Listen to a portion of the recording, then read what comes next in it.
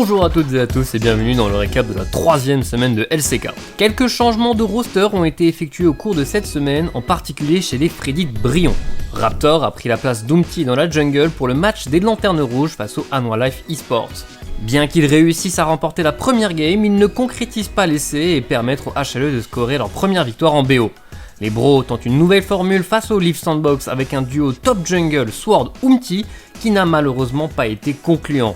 La caméra a fait un rapide passage en fin de match sur Umti qui avait l'air dépité. Donc on compte sur vous pour leur envoyer un maximum de force dans ce passage à vide. Les Nongshim Red Force ont également connu une semaine difficile en perdant face à deux cadors de la ligue, Gen.G et Damwon.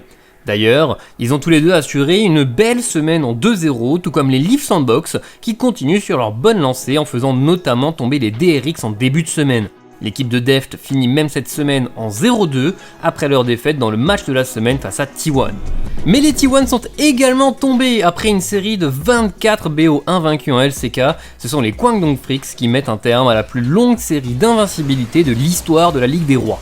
Pourtant, la première game démarre bien pour les T1. Zeus et Honor se trouvent immédiatement et punissent très bien la Kayle de Keane, qui s'inscrit dans une composition très orientée scaling pour les Freaks. Malgré une glissade au premier héros de la faille, T1 est en total contrôle de la game grâce à un Zeus intenable et termine tranquillement à 28 minutes de jeu.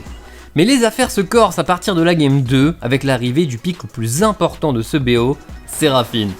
Associés à Senna, les Freaks ont désormais une excellente compo teamfight et des lanes très résilientes.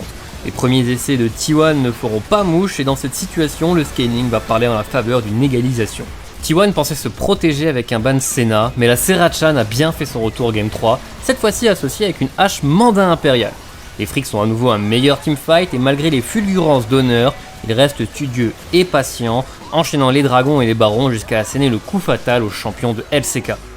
Fin d'une longue série, au terme de laquelle T1 aura réussi à surpasser SKT.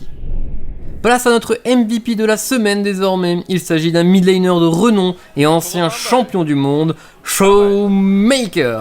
Damwon assure un 2-0 cette semaine grâce à ses bonnes performances sur Corki et Lissandra. Dans la game 1 face à Katie, c'est sa capacité de clutch ainsi que son association avec Muguri en teamfight qui nous a rappelé la grande époque Damwon 2020.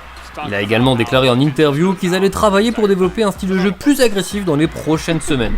Une belle promesse qui leur permettra peut-être d'aller challenge Gen.G et T1 qui trônent toujours en haut de ce beau classement bien symétrique. Ils représentent bien l'état de forme actuel des 10 équipes, avec notamment les Leaf Sandbox qui sont notre belle surprise de ce début de saison et viennent se positionner aux côtés de Damwon et DRX en 4-2. Ces deux équipes s'affrontent justement jeudi à 10h pour se départager et DRX affrontera également Gen.G en fin de semaine pour un autre duel de haut de tableau. Mais on ne peut pas faire plus prestigieux que le match de vendredi 10h, Gen.G contre T1. Les deux finalistes du Spring Split s'affronteront sur un nouveau patch et cette fois c'est aux Gen.G de défendre leur invincibilité.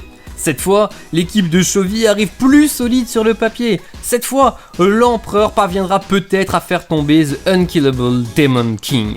Un affrontement à suivre bien évidemment sur OTP.